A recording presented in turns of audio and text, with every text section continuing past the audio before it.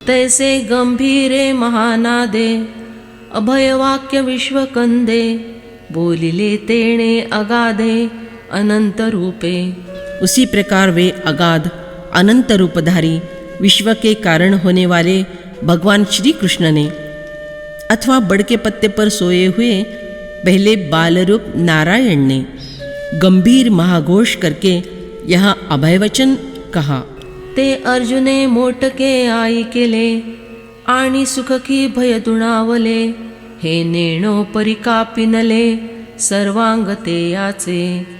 वे शब्द अर्जुन ने जरा से सुने और यह समझ में नहीं आता कि उसका सुख या भय द्विगुणित हुआ, परंतु यह ठीक है कि उस समय अर्जुन का सारा शरीर थरथर कांपने लगा। संकोचपणे वळिली मोट मग जोडले कर संपुट तैसेची वेळ वेळा ललाट चरणी ठेवी।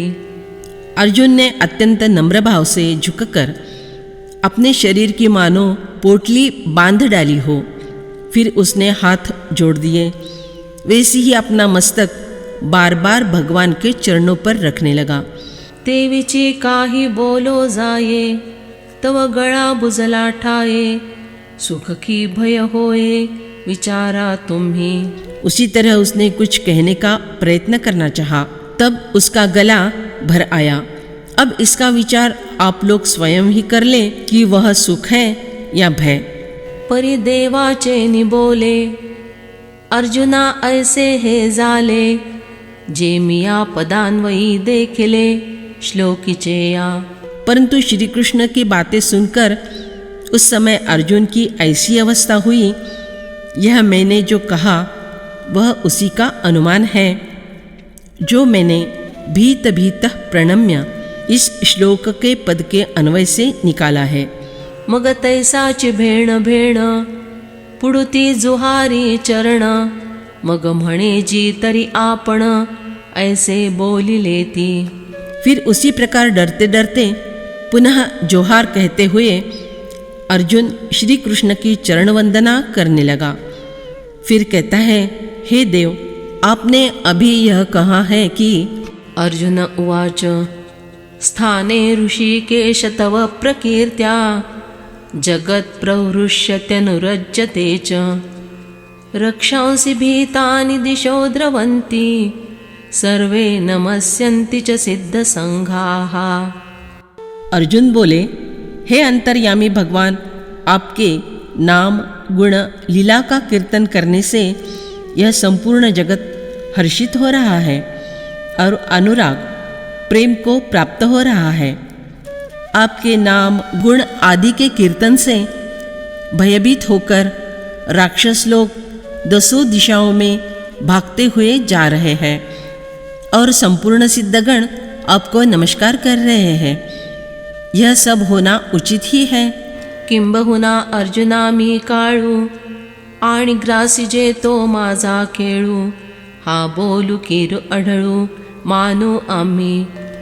हे अर्जुन, ज़्यादा तो नहीं परंतु इतना बतलाता हूँ कि मैं काल हूँ और भक्षण करना, संसार को निगल जाना मेरा यह एक खेल है।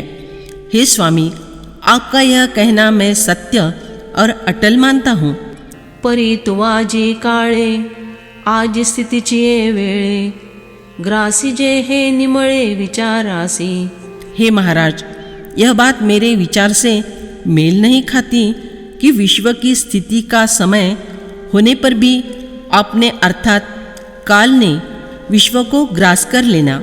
कैसे आगीचे तारुण्य मोडावे कैचे नव्हे ते वृद्धाप्य काढावे म्हणून करू म्हणसी ते नव्हे बहुती परी। आग की भड़ाका कैसे कम कर सकते हैं और जो नहीं है वह क्षीणत्व उसमें कैसे ला सकते हैं।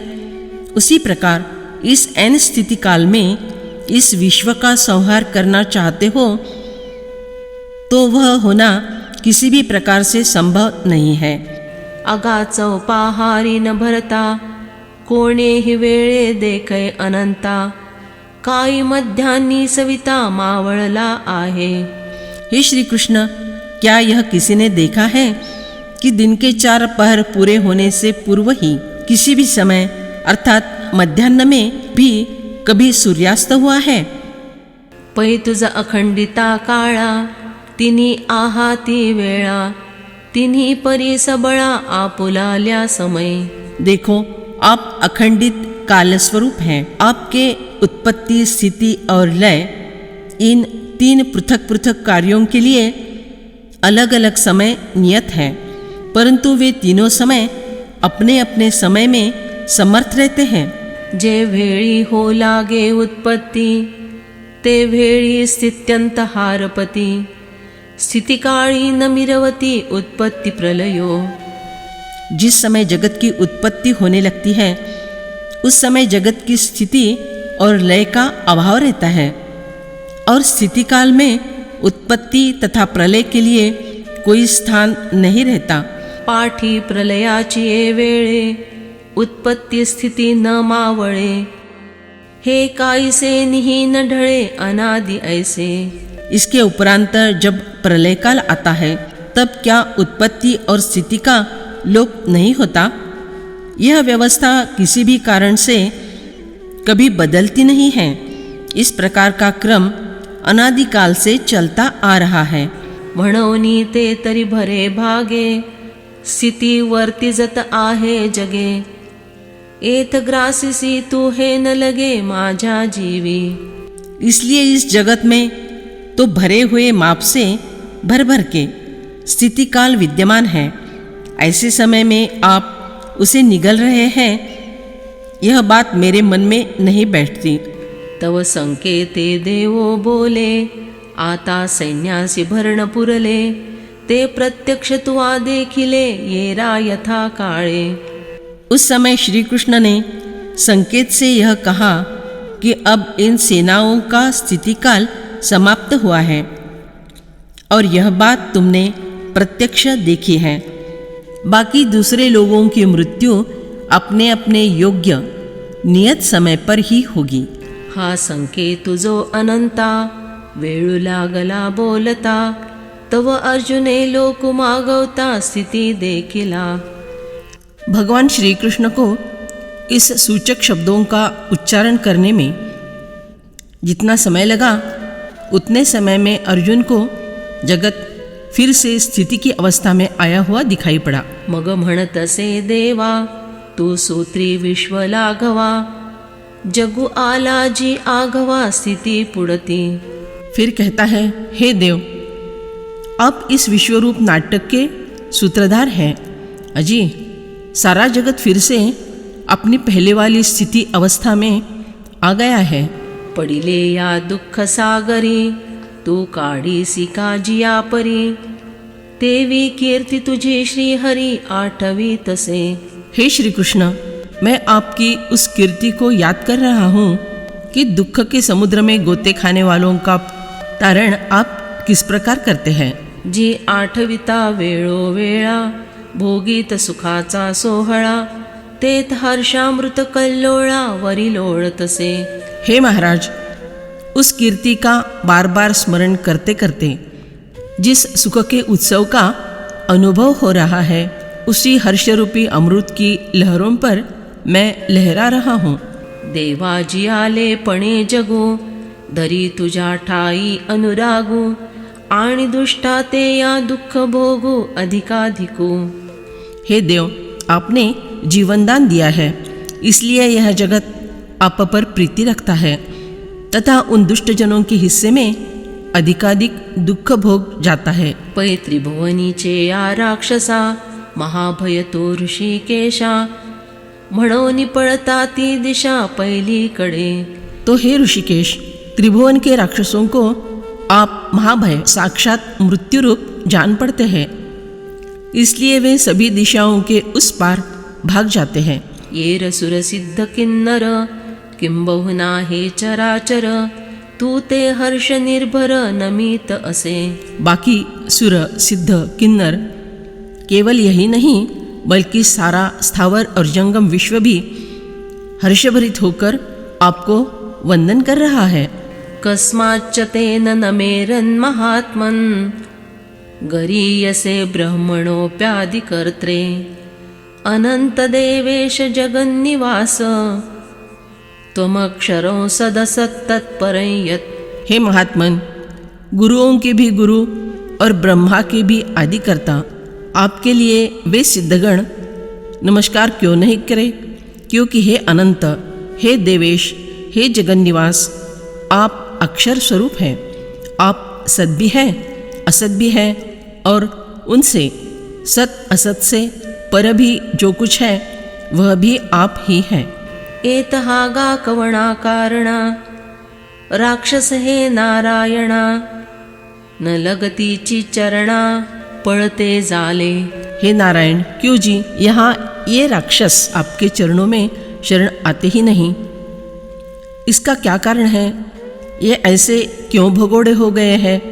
आणि हे तू ते कापुसावे ए तुलाले आमासी पै नेणवे हागा सूर्योदयी राहावे कैसे नितमे। और यह बात मैं भला आपसे क्यों पूछूं? क्या इतनी सी बात सच में मेरी समझ में नहीं आती? अरे हाँ, सूर्योदय के समय अंधेरा टिक ही कैसे सकता है?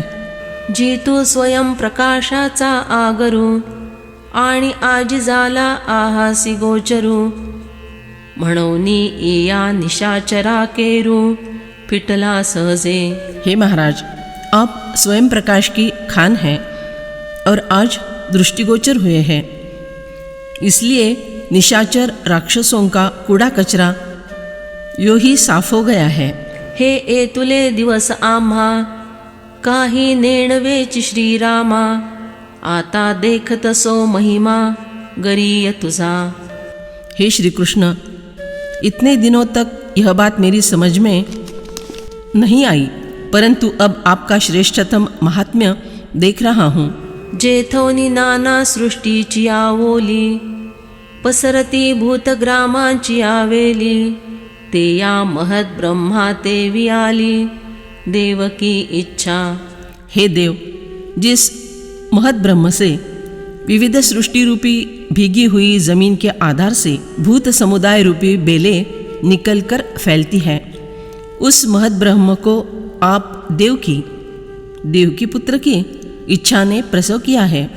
देवो निसीम गुण अनंतु देवो निसीम तत्व सदोदितु देवो निसीम स्वामी सततु बहुतांचा। हे देव, आप अमर्याद गुण वाले, अंतरहित, मर्यादा रहित, अपार तत्व, नित्य रहने वाले, बहुत जनों के नित्य श्रेष्ठतम गुरु है। जी तू त्रिजगतीचा ओलावा अक्षर तू सदाशिवा तूची संता संत देवा अतीत ही तू। हे महाराज, आप त्रैलोक्य के जीवन हैं। हे नित्य कल्याण रूप देव, आप अविनाशी तत्व है। हे देव, आप ही सत और असत है। सत असत इन दोनों से परे रहने वाले तत्व भी आप ही हैं। त्वमादिदेवः पुरुषः पुराणस् त्वमस्य विश्वस्य परन्निधानं वेत्तासि वेद्यञ्च परञ्च धाम त्वया ततो विश्वमनन्तरूप।